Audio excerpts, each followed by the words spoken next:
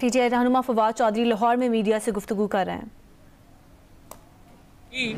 कि उसके ऊपर बहस तो क्या कोरम भी पूरा नहीं था और बगैर कोरम के ही जो है वो सेनेट से बिल पास हो गया, सिर्फ ताकि इस्लामी जिस तरह से इन्होंने इतनी जल्दी कानून में तरमीम की कि उसके ऊपर बहस तो क्या कोरम भी पूरा नहीं था और बगैर कोरम के ही जो है वो सेनेट से बिल पास हो गया, सिर्फ ताकि इस्लामाबाद में इलेक्शन जो है वो ना कराने पड़े। आप इस्लामाबाद के बल्दियाती इलेक्शन नहीं लड़ सकते, आप पंजाब में इलेक्शन नहीं लड़ सकते, केपी में, सिंध में, कहीं पे भी आपका चेहरा ही नहीं है कि आप लोगों के सामने जाए। और ये जो सारे लोग इस्लामाबाद में सिक्योरिटी में बढ़ के मारते हैं, मैं इनको चैलेंज करता हूँ कि लाहौर में आके किसी दिन लक्ष्मी चौक के ऊपर और यहाँ पे आके खाना खा दें, इनके खाना खा लें, इनको अगर गंदे टमाटर ना पड़े तो मुझे कहिएगा। ये इनकी इस वक्त बहुत बुरा हाल है इनका, इसलिए ये इलेक्शनों से भाग रहे हैं। तीसरी बात, हम अपने जो अज़म है उसके ऊपर हम कायम हैं। हम पंजाब में और खैबर पख्तूनख्वा में इलेक्शन कराने के लिए पूरी तरह तैयार हैं।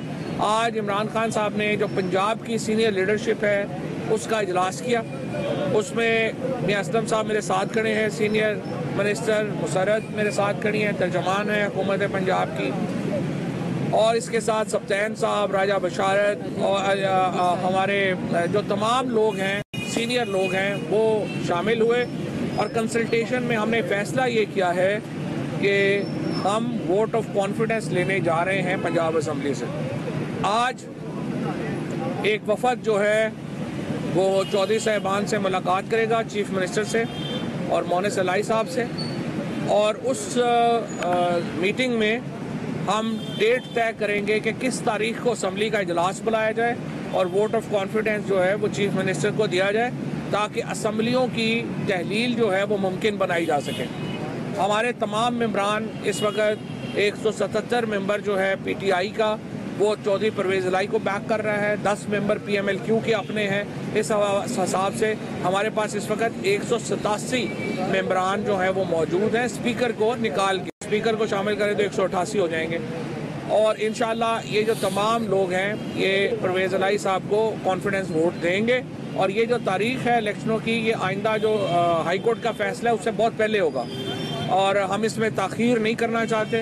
हम फौरी तौर के ऊपर वोट ऑफ कॉन्फिडेंस के लिए जाना चाहते हैं और इंशाल्लाह वोट ऑफ कॉन्फिडेंस के बाद जिस तरह से चीफ मिनिस्टर साहब ने हमसे वादा किया है वो तैयार है असम्बली तोड़ने के लिए, असम्बली की तहलील के लिए जो है वो जाया जाएगा और नए इंतखाबात इंशाअल्लाह ताला इसके मुताबिक होंगे। मैं असलम साहब, मैं आपसे दरख्वास्त करूँगा कि इस बात को आगे बढ़ाएं। बहुत शुक्रिया जी। मैं ये समझता हूँ कि जो एक बैरूनी साजिश के तहत जो हुकूमत यहाँ पे मुसल्लत की गई, उसने सिर्फ पाकिस्तान की इकॉनमी के साथ खिलवाड़ नहीं किया, उसने पाकिस्तान के साथ खिलवाड़ किया। उसने यहाँ पर जो 22 करोड़ आवाम रहती है पाकिस्तान के अंदर, उसके साथ खिलवाड़ किया और एक दफ़ा फिर पाकिस्तान को दुनिया में मांगने वाला मुल्क बना दिया। जब पाकिस्तान इमरान खान की हुकूमत के अंदर जिस तेज़ी के साथ तरक्की कर रहा था, जो शरह नमू थी, जो जीडीपी की रेशो थी, वो पाकिस्तान की तारीख की बुलंद तरीन सतह पर थी।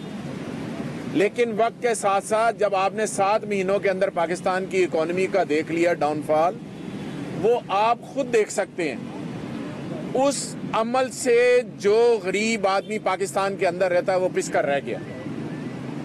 वो 2 वक्त की रोटी से बिल्कुल आजिज आ चुका है, तंग आ चुका है। मैं इसकी मिसाल यूं दूंगा कि जिसकी आमदनी 20,000 थी उसके अखराजात 50,000 हो गए, आमदनी वहां की वही है, और जिसकी वजह से गरीब आदमी सोचने पर मजबूर है कि वो क्या करे। इस हुकूमत के अंदर मैं समझता हूं कि लोग खुदकशियों पर इस वजह से जा रहे हैं कि वो अपनी औलादों का सिर्फ सोच रहे हैं, जो रियासत की औलाद है उसका नहीं सोच रहे। और उन्होंने ऐसा ही किया, अपने केसेस खत्म कराए, 1100 अरब रुपए के केसेस खत्म करवा लिए, नैब को बदल दिया, FIA के अंदर जो केसेस थे उनको ऊपर नीचे कर दिया, सिर्फ और सिर्फ अपनी जात के लिए। और तमाम इश्तिहारी पाकिस्तान के अंदर दोबारा वापस आ गए और उन्होंने आके केसेस खत्म करवाने शुरू कर दिए। हम ये समझते हैं कि ये पाकिस्तान के साथ एक बहुत बड़ी साजिश हुई है और जो अभी तक हो रही है, और उस साजिश के अंदर फेडरल गवर्नमेंट के जो कठपुतली वजीर आजम है वो हैं, आसफ जरदारी हैं और PDM के तमाम लोग शामिल हैं जिन्होंने इस साजिश का हिस्सा बने हैं। और जब तारीख लिखी जाएगी तो इनके चेहरों को बेनकाब करेगी। हम पंजाब असम्बली के अंदर जो भी फवाद भाई ने बात की है, जो कोर्ट का फैसला है उस फैसले से पहले इंशाल्लाह वोट ऑफ कॉन्फिडेंस भी लेंगे और उसके बाद जो हमारी क़यादत का, हमारी असम्बली के तमाम लोगों का मुतफ़क्का फैसला इंशाल्लाह उसको इम्प्लीमेंट करेंगे कि असम्बलियाँ किस डेट को, हमने डेट दे दी 23 कल जो गुजर गई है। सो इसके बाद फिर हमारा जो अमल होगा कि हम चाहते हैं कि इस मुल्क के अंदर साफ शफाफ जल्द अज जल्द इलेक्शन का इनेकाद हो, ताकि जो बैरूनी अदारे हैं जो पाकिस्तान के अंदर इन्वेस्टमेंट करना चाहते हैं, जो लोग इन्वेस्टमेंट करना चाहते हैं, वो पाकिस्तान के अंदर आकर इन्वेस्टमेंट करें। अभी तो पिछले 7 माह के अंदर ये हुआ है कि 6 लाख से ज्यादा लोग बैरून मुल्क पाकिस्तान छोड़कर चले गए हैं। यूथ का एतबार इस नई जो हुकूमत रजीम चेंज के तसलसल में आई है वो बिल्कुल इन पे एतबार करने को तैयार नहीं है। वो अपनी रोटी कमाने के लिए मुल्क से बाहर जा रहे हैं। ब्रेन जो पाकिस्तान का था सारा का सारा ब्रेन आउट बाहर जा रहा है। तो हम ये समझते हैं कि जितनी जल्दी मुमकिन हो सके इनसे छुटकारा हासिल करेंगे तो पाकिस्तान तरक्की की तरफ बढ़ेगा। शुक्रिया। बिस्मिल्लाहिर्रहमानिर्रहीम। मैं मुख्तसर बात करूंगी कि इलेक्शन तो होके रहना है, लेकिन आज अल्लाह का शुक्र है कि हम आवाम की अदालत में सुरखरू हुए हैं और हम उसी अदालत में सुरखरू होना चाहते हैं। हमारी तरफ से आवाम 22 करोड़ 75 लाख गवाह है कि असम्बलियाँ तहलील हो चुकी है। अब उसके अंदर जिस तरह से ये असर इस्तेमाल करके, कानून तोड़ के, आइन शिकनी करके और फिर जो पंचायत लगी हुई है उस पंचायत के पेश नज़र ये डिले तो कर सकते हैं, हमारे इस फैसले को टाल नहीं सकते, ना हम टलने वाले हैं। इंशाल्लाह हकीकी आज़ादी आके रहेगी और अज़ली चोरों से निजात पाना ही हकीकी आज़ादी है। बिस्मिल्लाहिर्रहमानिर्रहीम। जिस तरह से फवाद चौधरी साहब ने और मियाँ आसम इकबाल साहब ने और मुसर्रत जमशेद चीमा साहबा ने बात की, मैं उसी बात को आगे बढ़ाऊँगा कि मुल्क की हालात आप लोगों के सामने किस तरह से ये जो 8 माह हैं इसमें मैं समझता हूँ कि मुल्क जो है वो तनज़्ज़ुली की तरफ गया है। जो हमारा GDP ग्रोथ रेट था 6.1% पे, आज वो 0. कुछ% पे आ गया है। और मेरा ताल्लुक़ क्योंकि फैसलाबाद से है और फैसलाबाद एक सनती शहर है। पंजाब असम्बली से एतमाद का वोट लेने जा रहे हैं। एतमाद का वोट लेते ही असम्बली तहलील करने की तरफ जाएंगे, कहना था PTI के रहनुमा का, जो कि लाहौर में मीडिया से गुफ्तगू कर रहे हैं।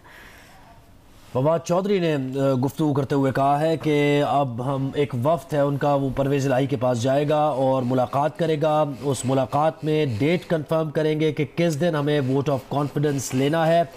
उन्होंने ये भी दावा किया कि 187 अरकान उनके मौजूद हैं स्पीकर को निकाल के, और उन्होंने ये भी कहा है कि हाई कोर्ट के फैसले से पहले ही वो वोट ऑफ कॉन्फिडेंस ले लेंगे और वोट ऑफ कॉन्फिडेंस लेने के बाद असम्बली तहलील की तरफ वो जाएंगे। मुसर्रत चीमा भी यही कह रही थी कि ये डिले कर सकते हैं लेकिन हमें टाल नहीं सकते।